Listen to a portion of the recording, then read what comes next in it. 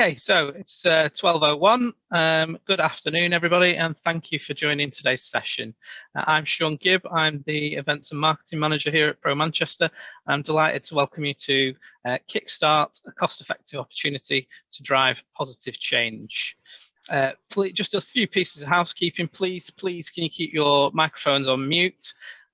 Please be aware that this webinar is being recorded. And feel free to ask any questions, make any comments, observations using the chat function, and these will go through to the host. Without further ado, I will hand you over to Sam Booth, the CEO of Pro Manchester. Fantastic. Thank you, Sean. Good afternoon, everybody, and welcome to this Pro Manchester event in partnership with the Growth Company. As Sean has already said, I am Sam Booth and I am the Chief Executive of Pro Manchester, and I'm delighted to host this panel today. Today, we're going to be talking about the responsible business agenda and how schemes such as the Kickstart and others can help businesses play a part in helping our nation to build back better. COVID has highlighted some stark inequalities across our communities, across our regions, across our nation, and across our workforce. But for all of the challenges it has presented us with, it has also provided some opportunities for us to reset and consider how we, as business leaders, can play a role in driving positive change. The responsible business agenda, by definition, refers to the commitment and practice of conducting business with consideration for ethical, environmental and community goals, in addition to being a good employer. It's my feel that businesses are absolutely on board with this agenda, but perhaps they don't know where to start, and it can seem a little bit overwhelming. So today we're going to focus specifically on our younger generation and how, by utilising some of these schemes that we're going to discuss today, businesses can easily and effectively and at little or no cost provide opportunities for young people to get into work. This morning I'm going to be joined by Ian Kerr, John Paul Remington, Carol Halford and Claire Martin. Now I'm going to hand over to each of the panel to introduce themselves properly in a minute. But as Sean has already sort of implied as well, we really want this to be an interactive session. So I do want you to submit your questions via the chat function, and I will do my best to incorporate them into the conversation. Failing that, we have got a little bit of time at the end, so we can do a little bit of a Q&A at the end of the session as well. So I will do my best to incorporate all of that. So enough for me. Let's hand over to our panel first, our panel of experts. So Ian, perhaps you would like to go first. Just tell us a little bit about you, what your job role is, and how specifically your role is relevant to today's conversation. Yeah, I'm Ian Kerr. I'm an operations director within the Growth Company, and I'm the operational lead for the Growth Company's Kickstart service. So I'll tell you all a bit more about Kickstart in a moment or two and how we might be able to help you to take on young people on a placement. I've worked in Greater Manchester since about, well, the mid-90s in a range of economic development roles, and also working for very large training providers and recruitment functions. So Kickstart is kind of the sort of thing I do. Great, thank you, Ian. John Paul, should we hand over to you? Yes, my name is John Paul Remington. I'm Managing Director of the Growth Company's Education and Skills Division. I've been in this sector, the skills sector, for 20 plus years now, and I want to just talk to you briefly following Ian's overview of Kickstart, just other opportunities to support businesses and individuals during this time. Fantastic, thank you. And Carol? Good afternoon, everybody. I'm Carol Halford, and I'm the manager on the Good Employment Charter Unit. So we are hosted within the Growth Company, funded by the Combined Authority, and I'm hoping that through today's session you might see that by becoming involved in some of the initiatives talked about today, it ties in quite nicely with the characteristics of the Good Employment Charter. Perfect, thank you. And certainly last but not least, Claire. Good afternoon, everybody. I am Claire Martin, the HR Manager for Mid Communications. We are the largest O2 franchise across the Northwest. We operate with 110 employees across 17 states. And I'm here today to understand more about the Kickstart scheme and whether we can explore it as a business. Wonderful. Thank you very much. Okay, well, I think the obvious place to start here, absolutely, is with you, Ian. And for those that haven't come across the Kickstart scheme and don't know anything about it, perhaps we can start at the beginning and explain a little bit about that scheme.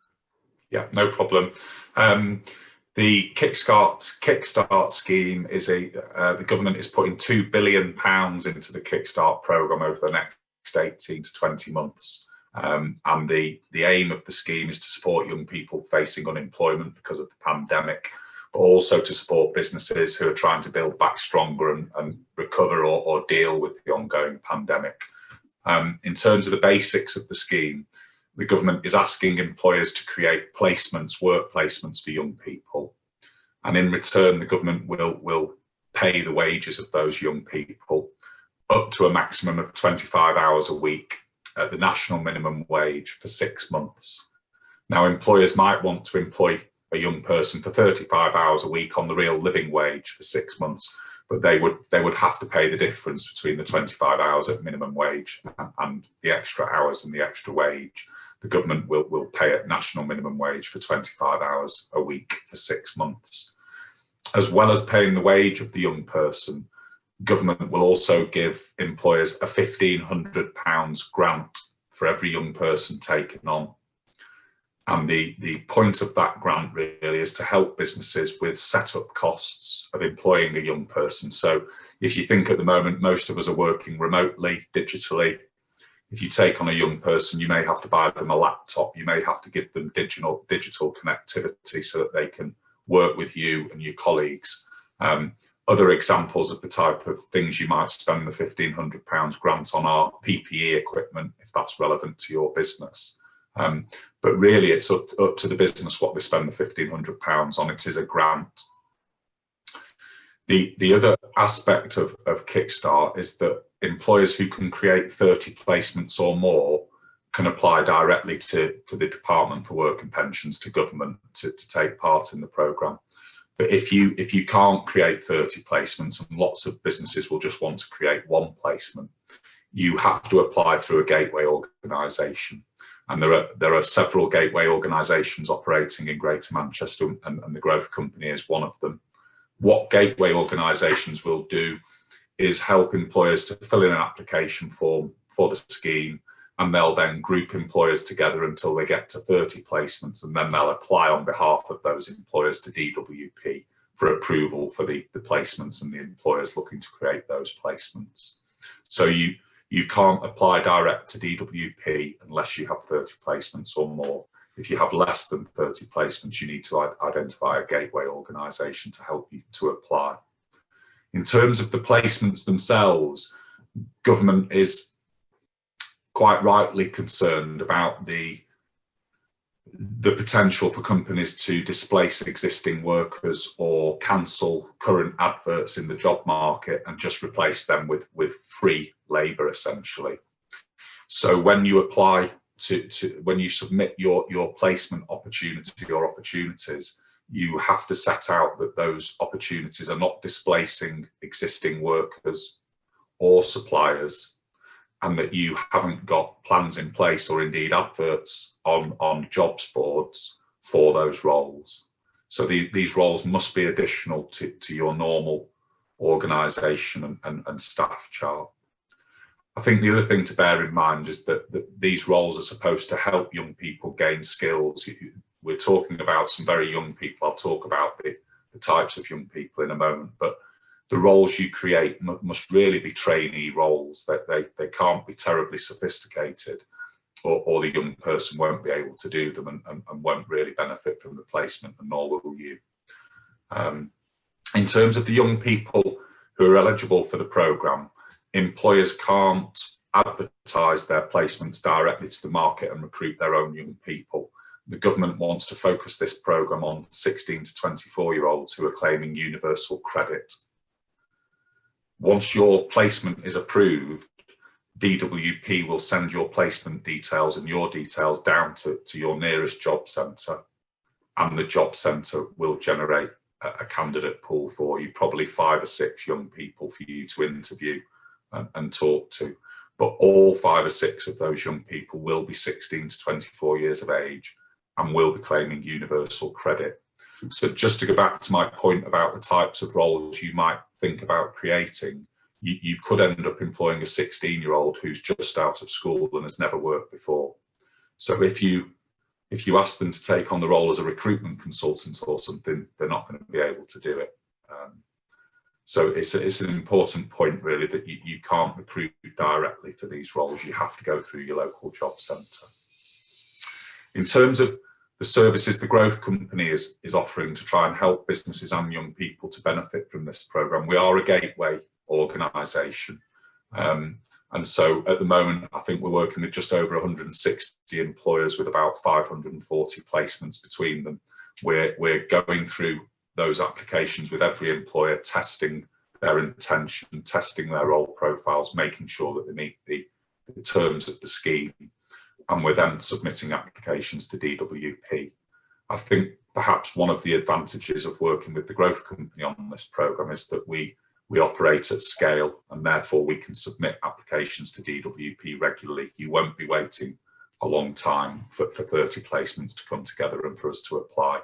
We also have a long track record in applying for government grants on behalf of businesses, and we've worked with DWP for the last 2 or 3 decades on various government programmes. So we think there will be early teething problems with the Kickstart programme because the Chancellor and ministers make announcements and then the civil service have to work out how those announcements get delivered.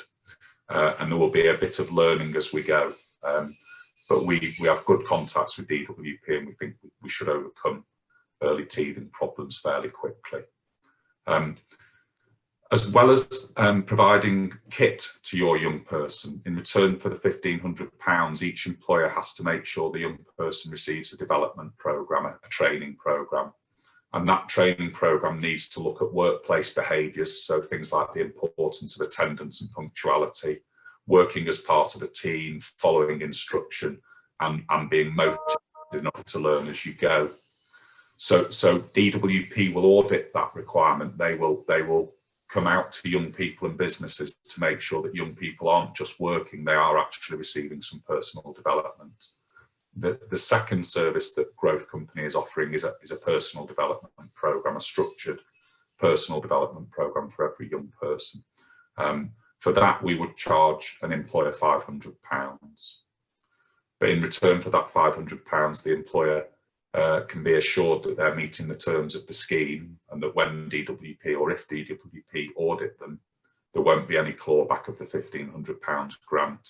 And of course, it saves the employer time in terms of developing training materials and actually delivering the programme. The final service we hope to offer, and I say we hope to offer because we're in discussion with DWP about it, is that we want to offer an employment vehicle service for smaller organisations. So although the government will pay employers, reimburse employers for the national minimum wage, they will only do that in month 4 and month 7 after the programme ends. So if you're a very small organisation, you will be paying an individual the national minimum wage for something like 14 weeks before you are reimbursed for the first 3 months of the programme. That will create a cash flow issue for lots of organisations who would like to take part. So what we're proposing to do is that we will employ the young people and we will second them to employers hosting placements. And that way we absorb the cash flow requirement. The other reason we want to run an employment vehicle service is because we would like to make sure that young people operate to standard induction processes and probation processes and HR procedures. And the best way for us to do that is for us to employ them and give them contracts, fixed term contracts of employment for 6 months and for them to work to our standard procedures. So that's the programme overall, and they're the 3 services that we're offering to businesses and young people at the moment. Fantastic, thanks Ian. And just obviously, if anyone does have any questions for Ian, please do pop them in the chat function, and I'll incorporate them in. I've got a number of questions here. Just to clarify a few points, I suppose. Any business can apply? Any business can apply, although certain businesses in the adult entertainment sector cannot apply because it wouldn't be appropriate for young people to work in certain settings. And you've talked quite a lot about the roles, and obviously considerations into the age and experience levels of the people that will be filling these potential roles. Are there any other sort of stipulations to perhaps be aware of with regards to what roles you might be putting forward? I think we've heard anecdotally that DWP have rejected quite a few applications already because businesses are saying, you know, we've got 10 salespeople in our business and we'd really like another 5. Well, for 2 reasons, those roles are not really appropriate. You wouldn't expect a 16-year-old to be a fully fledged salesperson, and it's clear that the business is just taking additional free labour to beef up their sales function. So as a business, you need to tread the fine line between creating a role that will benefit a young person and allow them to develop and that will benefit to you as a business. But DWP are very hot on this business of the placements not displacing the current jobs market or existing workers.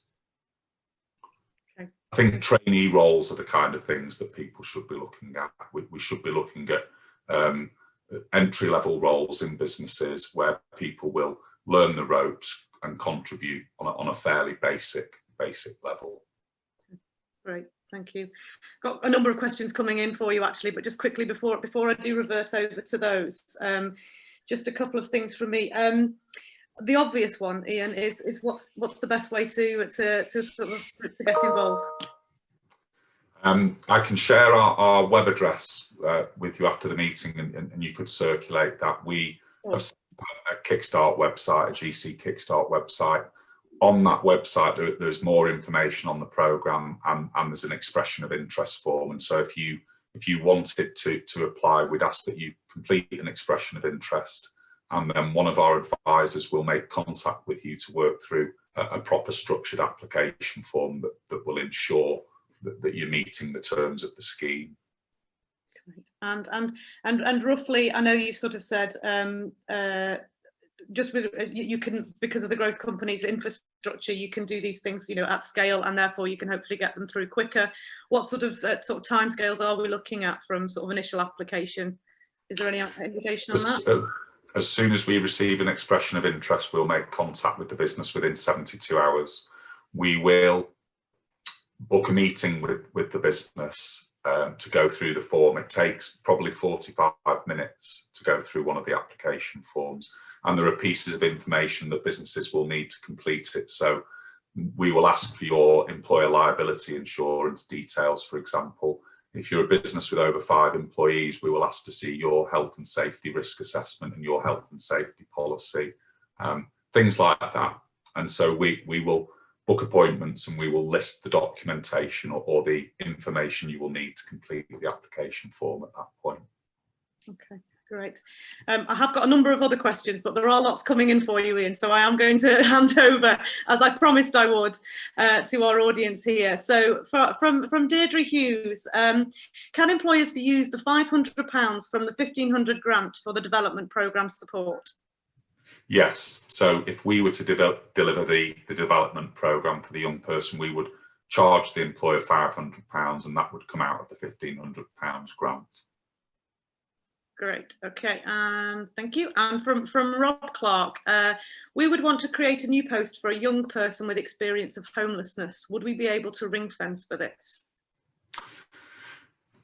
Well, as I say, the job centres will refer the candidates to you. If your placement makes it clear that you want to consider young people who've experienced homelessness, you would write that large on your role profile and in your application.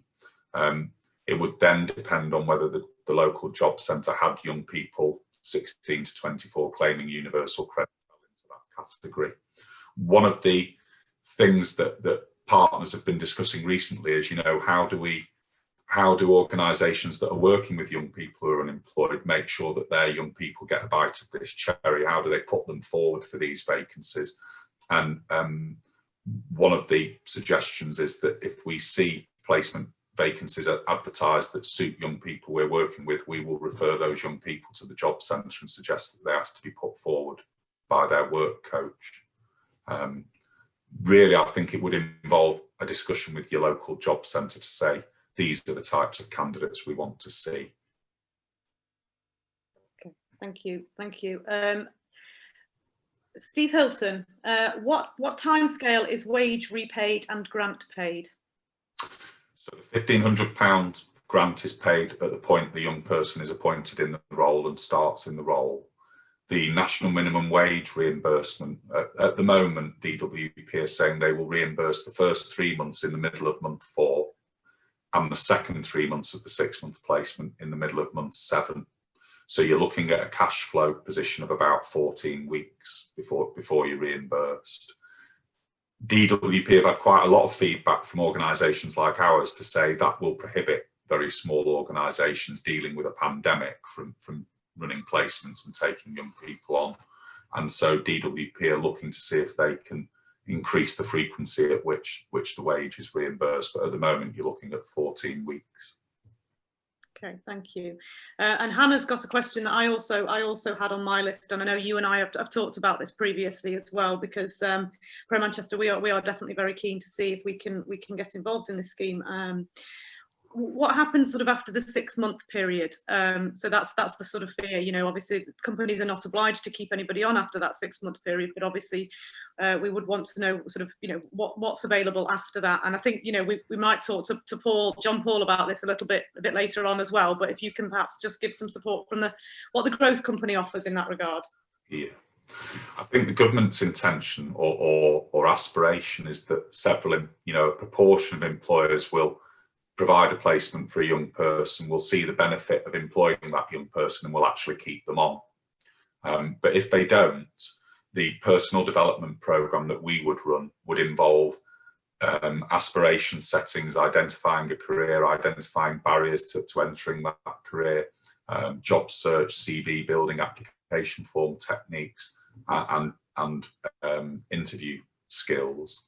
And we would support the young person to apply for jobs towards the end of the placement. If they still hadn't found alternative employment at the end of the placement, we would refer them into another government programme which would continue to support them in terms of finding work. Okay, thank you. And Dadshed is the name that has come through us, but they've also got a similar question to one that I'd asked you earlier as well, Ian. So firstly though, how long does the young person need to be on universal credit before they qualify for the Kickstarter scheme?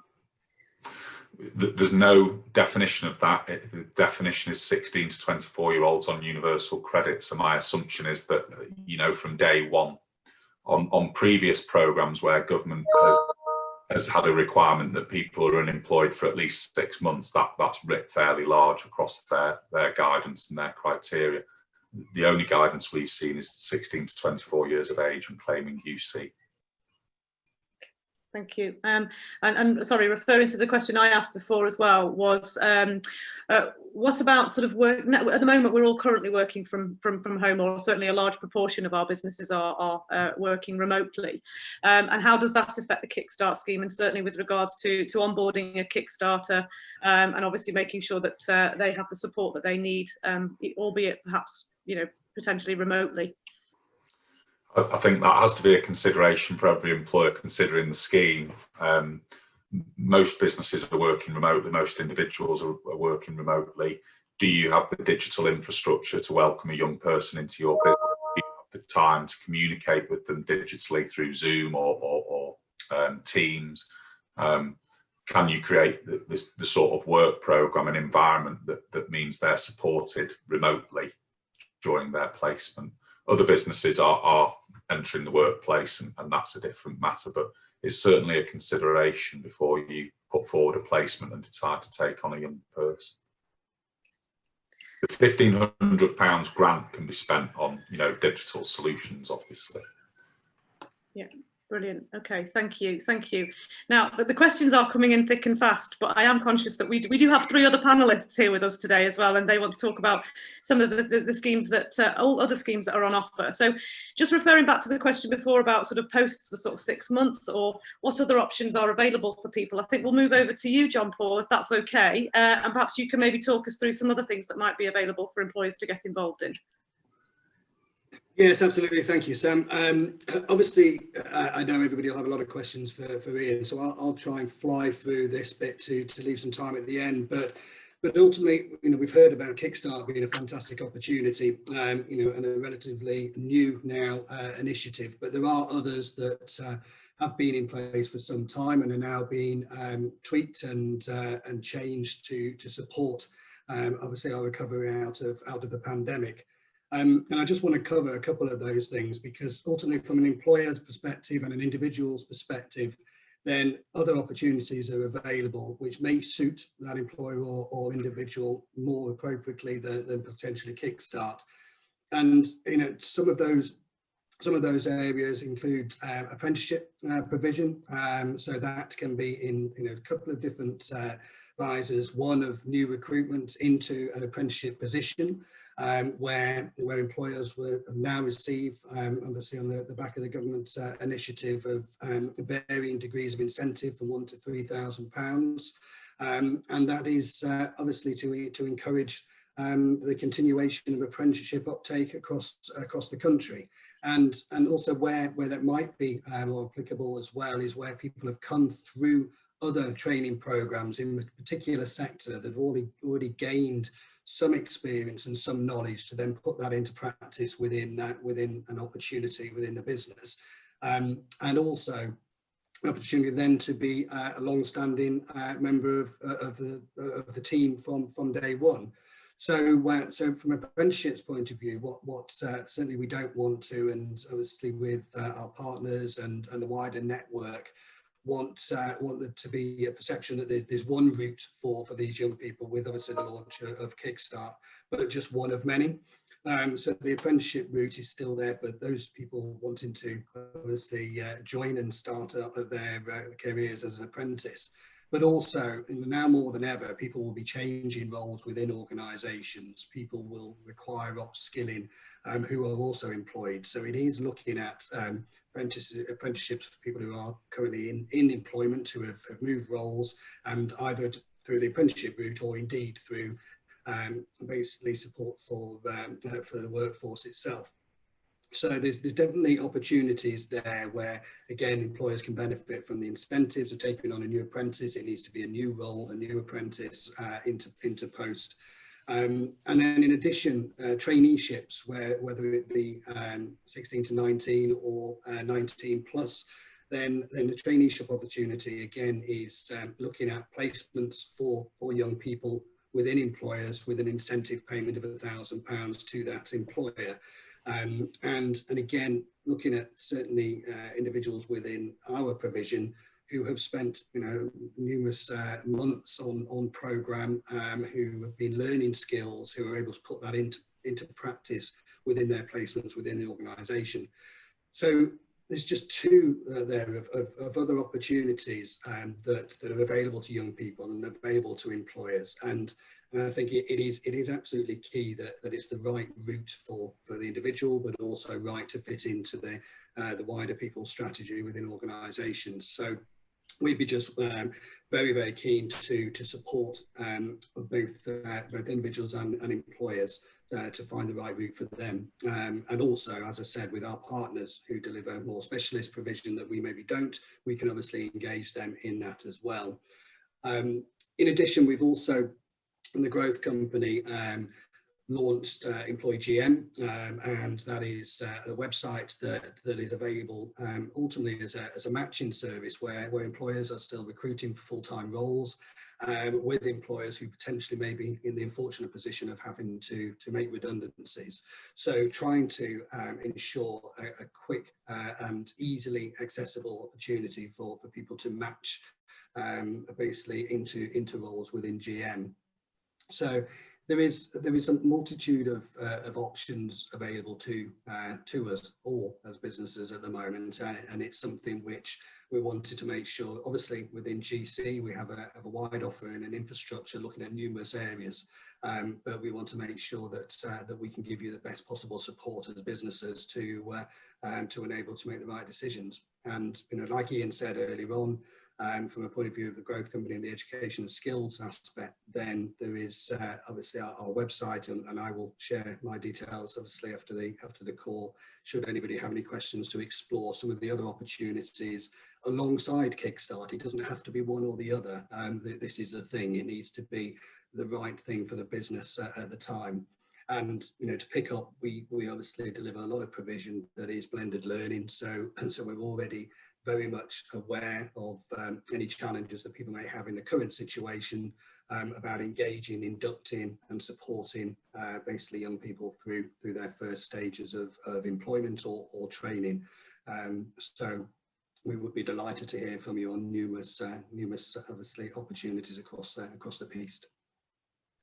Brilliant, thank you, John Paul. I think that's the really valid point, isn't it, here? And I think it's one that I made in my when I started in my introductory comments was, I think there's a real willingness to want to be able to support younger people, certainly in Greater Manchester, and help get them into work. But sometimes, we're not quite sure where to even start with all of this, and it's about that additional support that you provide with regards to onboarding and kind of that wraparound support, isn't it, of helping guide businesses through these particular schemes and what's actually available to them. So that's why sort of sessions like today are really, really useful to help businesses understand that actually it's not that difficult. It's just, you just need the right support to get there. Not sure whether you're on mute, but I seem to have lost your sound. Oh, I'm not on mute. Oh no, you've come back now. You're back now. Right, okay. Just lost Yeah, for a second. So no, I think that there's probably, from my perspective, as I said, these initiatives or these programs have been in place for many, many years. Obviously, there's changes due to the current climate, but I suppose just really to finish, from my perspective, it is exactly that we would also support to make sure we can basically guide any employers through to the right basically programs for them. No, absolutely, and again, like I said sort of at the beginning, this is a real opportunity, as difficult as COVID has been for us all, and presented so many challenges to us all. It is also giving us an opportunity to perhaps reset and reconsider perhaps options that we haven't looked at before that are now available to us, and it's great to have that support from GC to be able to do that. One quick question from Deirdre again. John Paul, do you, and I think you kind of touched on this before anyway, but I will read it out. Do you recommend employers who are considering apprenticeships go down the Kickstart route first with a young person, then take on as an apprentice if they are the right person? It's probably one of the questions we've been asked most at the moment, and ultimately what I would say is for the business itself, it's what is right for them. Rather than there being a one answer to that, I think there's the opportunity to bring somebody on through a Kickstart and then progress on to further education and training with a real pathway for that individual. And I think if that can be done, then it will support the employer, obviously, and the young person, but just also give a long-term view for both parties. So yes, ultimately, but it may be that you would find somebody yourself as an organisation that wouldn't then go through the DWP route that actually would suit your organisation from the off. So in that perspective, it may be worth moving straight into the apprenticeship route rather than via Kickstart. But it will be different for every different organisation. I don't think there's a one size fits all. And also concurrently with those organisations taking on multiple people in these roles, then there could be Kickstarters alongside apprentices. I think that is clear that is where we would like, obviously, people to go as an organisation, but obviously the government, of course. Brilliant. Thank you, John Paul. And just for clarity, we have had one question, but I think I know the answer to this, but just for clarity on this scale, can young people on Kickstart be on an apprenticeship? No, unfortunately not. No. Yeah. So we've obviously, that was one of the questions coming out from right from the beginning. I think this is where Ian alluded to additional support that we could give as part and parcel of Kickstart with regards to training as almost a progression opportunity onto apprenticeship in basically post Kickstart, but unfortunately not along at the same time. Brilliant. Thank you very much indeed. Okay, again, conscious of time, it's ticking away on us as it always does on these sorts of sessions. Carol, I'm going to come over to you now, if that's all right, from the Good Employment Charter Implementation Unit. So obviously, again, you know, as I started, and I talked about my definition of what responsible business agenda was, and it was, you know, the consideration of ethical, environmental, and community goals, but in addition to being a good employer. So, for those that don't know, perhaps you can start us off by maybe talking to us about the charter, what its aims, what it's set out to do, and just give a bit more detail for anyone that perhaps hasn't come across it yet. Yep, that would be great. So I'll try and run through this quite quickly because I'm conscious of time. But basically, the Good Employment Charter stems from an ambition that the Mayor had, where, you know, recognising that there were lots of strengths within the Greater Manchester economy, but also recognising that there were a number of issues that needed to be addressed relating to the quality of work that was being offered in Greater Manchester. And some of those issues centred around things like low paid, insecure jobs, the lack of flexibility in job roles, wages not meeting the cost of living, and the inequalities that were kind of a common theme across the whole of the workforce, which have obviously been exacerbated as we've been working through the pandemic over the past 6 months. And I think you can all recognise some of those that we've seen. And as a result of that, a consultation period followed, whereby key stakeholders were asked their views around what good employment should look like. Those stakeholders also involved employers, trade unions, etc., to try and identify what the key principles would be relating to what good employment should look like in Greater Manchester. And as a result of that, 7 characteristics were identified, which have now formed the framework and the structure for the Good Employment Charter. And those characteristics, the first one is around secure work. So in relation to that one, it's kind of talking about, you know, minimising the use of unnecessary 0 hours contracts, and providing people with contracts of employment that detail the hours that they're going to work so that they know what guaranteed income they're going to have, so they can plan properly and, you know exactly what their position is. And the other one is around flexible work. And if ever there's a time when flexible work has come into sharp focus, it's certainly been over these last 6 months. And the intention around this characteristic was that, you know, we know that that life is very chaotic for many of us. Trying to juggle responsibilities at home and at work are quite difficult. People got parenting responsibilities, but also with an ageing population, there are increasing numbers of adults that are now becoming carers as well. And trying to juggle all of those and move away from a culture that's been kind of embedded for so long in all of our workplaces around presenteeism is kind of moving away from that and looking at how can we make a better work-life balance for our individuals so that, you know, it isn't as stressful and obviously, you know, takes a lot of pressure out of the working day. The third characteristic is the one that's binary, which is about paying the real living wage. So for the north of England, the real living wage is set at £9.30 per hour, and that will increase in November. We expect there's always an annual announcement in November by the Real Living Wage Foundation. So that's one thing that we're keen to see, is that employers are paying the real living wage to their employees. And you know, that can be a challenge for some, but you know, we've certainly seen through feedback that where that is being paid, the employers are seeing a positive impacts from that as well. The next characteristic is around engagement and voice.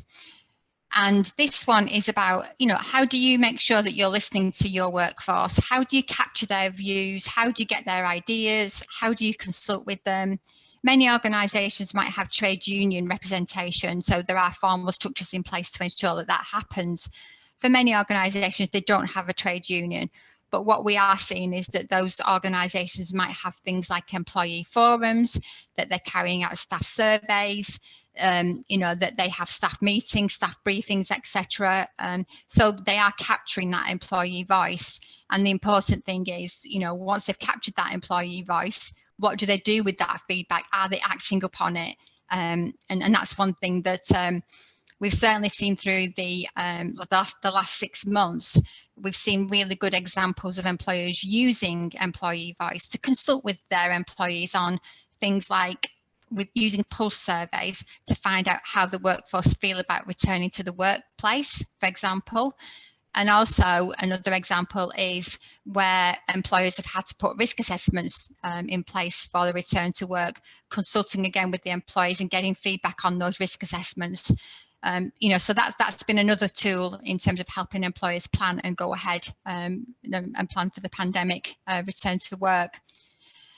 The next characteristic is around recruitment, and this one kind of fits into a lot of the initiatives for young people. So what we're looking at is that employers have a fair and inclusive recruitment process. Is your workforce representative of your communities? Have you got any underrepresented groups within your organisations? Do you make access to job roles easy for people? Do you minimise the numbers of barriers? So if you do offer flexible work, do you state that on your job adverts so that is more attractive as a proposition to somebody who has got caring responsibilities, that they might well apply for it rather than dismissing it? But also in terms of things like your interview processes, do you do some of those? Well, more so now, people are doing them virtually via telephone, etc. But kind of making it accessible, looking at where you advertise roles as well to attract that wider pool. And we've seen some really good examples of good practice coming out from that too. The next characteristic is around people management, and again, this fits in quite nicely to this discussion today, where obviously we're looking at organisations' values and behaviours and kind of the culture. But in addition to that, how do you performance manage staff, but with a view to progressing them, developing them further, looking at succession planning, identifying gaps that you might have for the future? How do you fill those? How do you work with other partners to engage, and fill some of those gaps that you might have going forward? So that ties in quite nicely with the discussion of today, because you might be thinking about, actually, we've got some gaps coming up in the future. We might have some people retiring or wanting a change in their career, and therefore you have got some roles that you might want to fill, or, thinking outside the box, which is, the last 6 months we've certainly all been doing. There may be new roles that are being created that you want to fill. The last characteristic is around health and well-being, and certainly, lots of discussions over the past 6 months relating to mental health and well-being. We know that there are spikes now in terms of mental health and anxiety, and how people are feeling with recurring lockdowns and local restrictions, and not seeing family, not seeing friends, and that social interaction. It has been a challenge for all of us. And I think as well, for managers within organisations too, it's been quite difficult to manage staff, and having virtual meetings makes it more difficult to pick up on body language.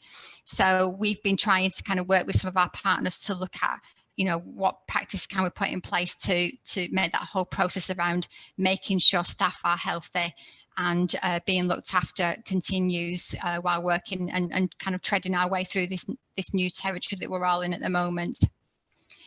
In terms of becoming involved in the Good Employment Charter, there's no cost to being involved. So it's not like a formal accreditation process like investors or anything like that. But we do have 3 tiers of engagement. The first tier is the supporters tier, and that is the tier at which everybody would enter. And at that point, an employer would be basically committing that they aspire and are willing to work towards or to meet the 7 characteristics. And at that point, they would be, once they fill in a registration form, we would acknowledge them as a supporter, and they would be invited to our supporter events, which we used to do via network meetings, but in the new world, we've been doing webinars on a fortnightly basis to cover a whole host of different topics, just to ensure that we've still got that networking activity going on. And also we've got a wealth of resources available through our website that have been kindly kind of given to us through some of the partners that we work with, like CIPD, like ACAS, Greater Sport, GMCVO, a whole host of different organisations, because we don't profess to be the experts on all of these topics, but what we will do is to signpost to resources that are willingly provided to us by key partners. Once somebody becomes a supporter, they may feel that they are in a position where they can demonstrate that they do meet all 7 characteristics. And at that point, we would work with that organisation to assess what they have in place and then recognise them as a member. And at the moment, we have 15 members within the Good Employment Charter movement. So really pleased about that, and we're hoping to have some more announced before Christmas time. The third tier is what we call our advocate tier, and we're kind of working through that at the moment. And that would be an individual or an organisation that has some exemplary practice that they would be willing to share and to support those in the supporters tier to kind of work them up towards becoming a member. And we've seen kind of some of this going on already informally, where we've had some employers, as an example, you know, grappling with the complexities around flexible work, where you've got people on different shifts, etc. We've had organisations talking to each other to look at how they do it. We've also had an example where we've had an employee-owned company talking to another company that's looking to become employee-owned, and we can facilitate those kinds of conversations. And one of the things that we do find with the network is that people are very open. At the moment, we've got over 200 employers involved. Over half of those are registered as supporters, others are working through the process with us. And I think the fact that we're most proud of is that of all of those organisations that are involved, we've got a reach of over 200,000 employees that are benefiting from these good employment practices that these employers are working towards. Our challenge is obviously we want more employers to become involved, and we particularly want those that feel they're a bit further away from meeting all 7 characteristics, because we want to help and support them.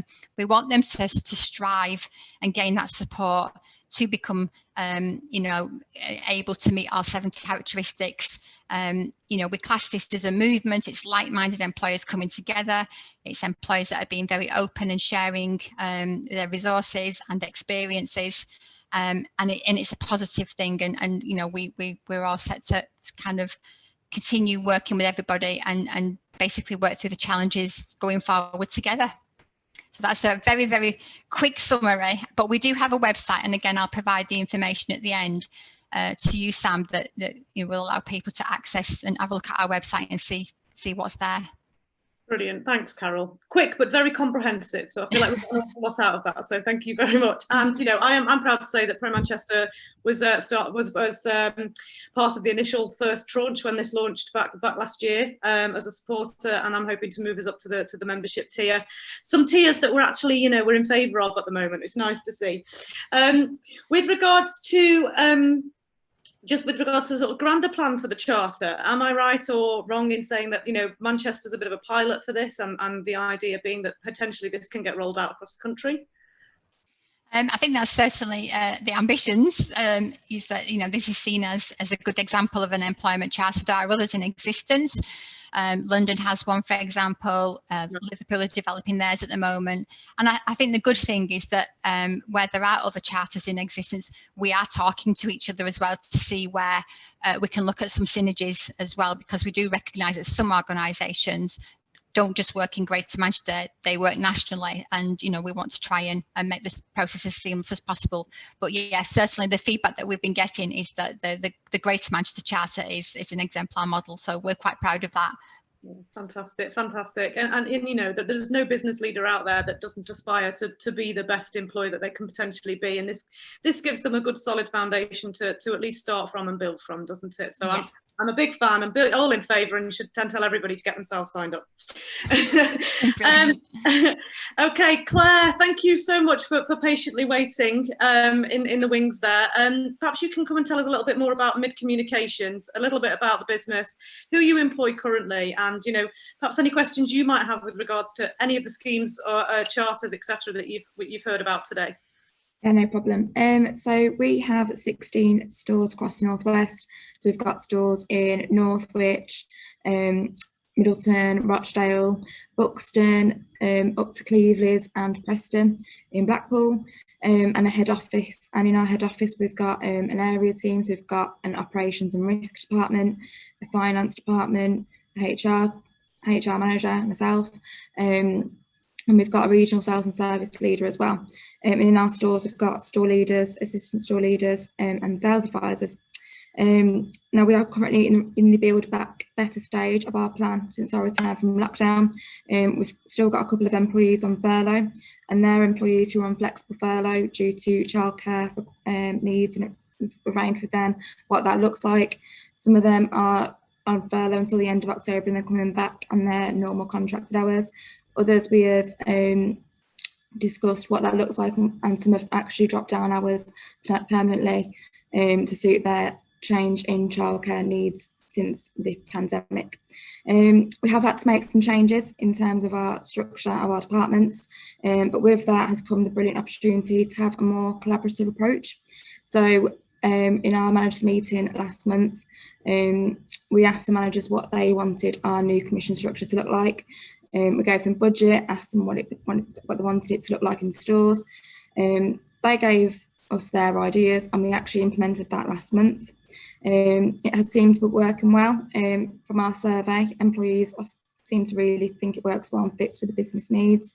And in our employee forum last month, for the first time ever, they had no complaints. They thought it worked well, which was really pleasing to hear. And we're moving that forwards now and actually involving more from a bottom-up approach. So people on the front line in our stores are actually making the decisions that actually impact them as well. So we have an employee forum and wellbeing champions who meet monthly to discuss what is going on in stores. So in our wellbeing champions, I have a lead social wellbeing champion, a lead psychological wellbeing champion, and a lead physical wellbeing champion. So the employees are aware of what fits into each wellbeing aspect. So they're developing their knowledge, and actually it's keeping the conversations going in terms of open conversation about wellbeing and mental health. So today, for example, it's Wellbeing Wednesday, so we're discussing National Work Life Week, and we're asking teams to share what they do on their days off. And we're aware it's a bit different at the moment with certain restrictions coming in locally, but we're trying to help them to understand what they can do rather than what they can't do. So we're having them discussions and keeping that open going.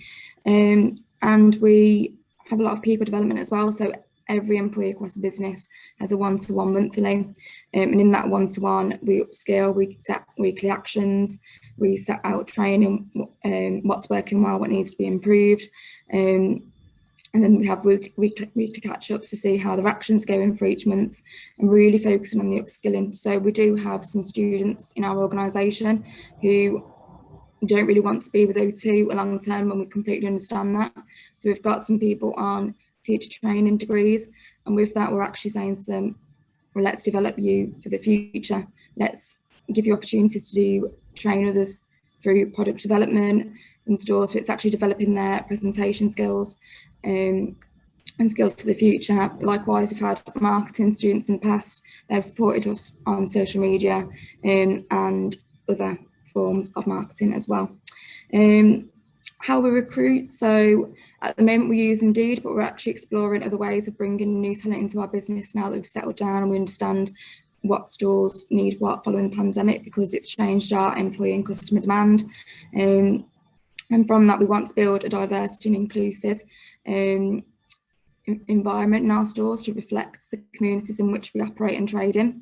So from that, we're actually exploring retail apprenticeships. We've had apprenticeships in the past. So Alice, our finance manager, started out 6 years ago as an admin, a business administrator. She is now the finance manager in our business. So we're really passionate about bringing them back into our business and actually in our stores, because we've had some in the past that have started out as retail apprenticeships and have progressed on to be store leaders in our business. So we're currently exploring what that looks like to give them the qualification and actually the experience in a busy environment as well. And actually, for us, we didn't actually think Kickstart placements were an opportunity for us, because unfortunately we can't cater for 30 placements across our business due to our size and due to the employee and customer demand we've got at the moment.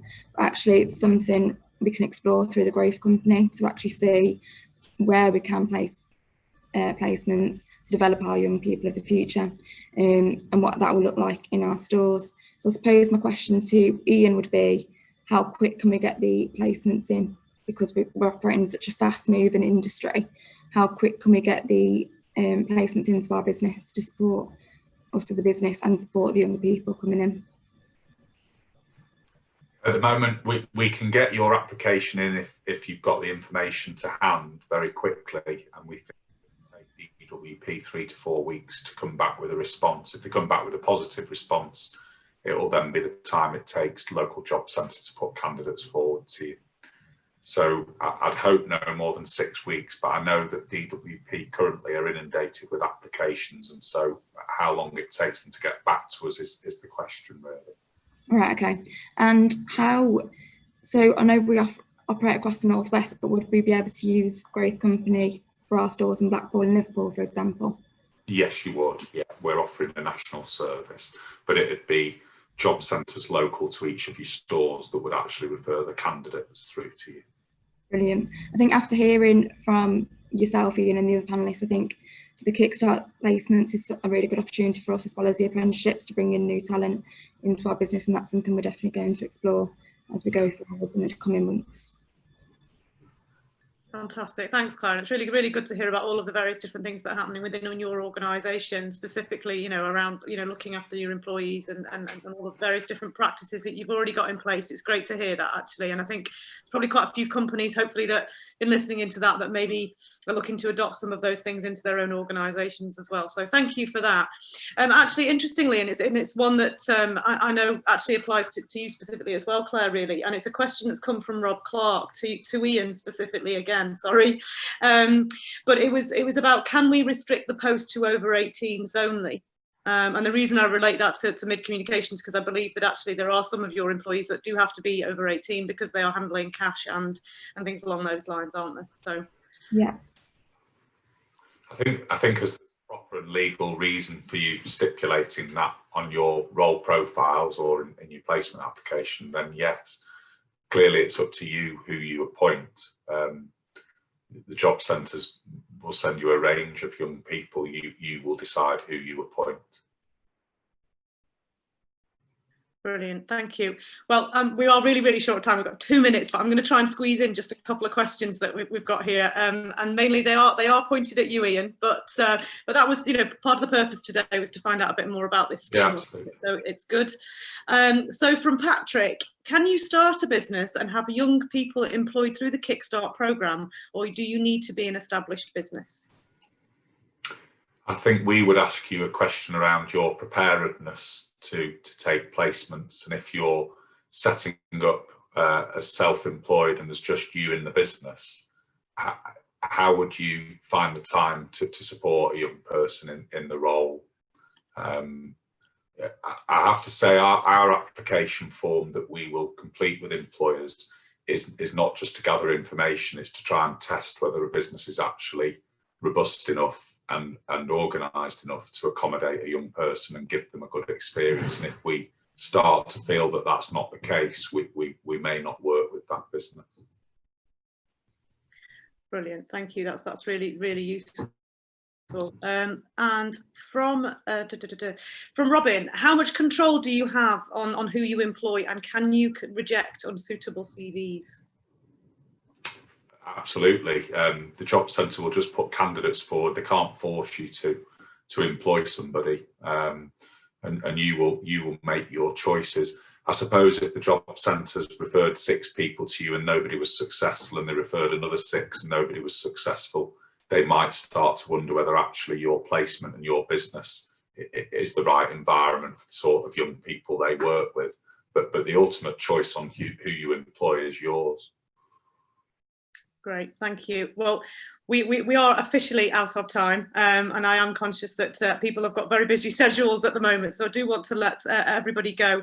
If I didn't manage to answer any of your questions, I promise that I will make sure that they get filtered to the right people over at the Growth Company to make sure that they will be able to respond to that, and hopefully you will all consider applying through the Kickstart scheme through the Growth Company, or any of the other ones that John Paul mentioned. And also, you know, if you want to sign up to the Good Employment Charter as well, please, I encourage you all to do so. My thanks to all of you for taking part today and in enlightening us all with the latest of the scheme. Thank you all for attending, and a huge thanks, obviously, to the Growth Company for working with us on this particular event. Have a lovely afternoon, everyone, and please do take care. Thanks, Thank bye. you all. Thank you. Thanks. Bye bye. Thanks.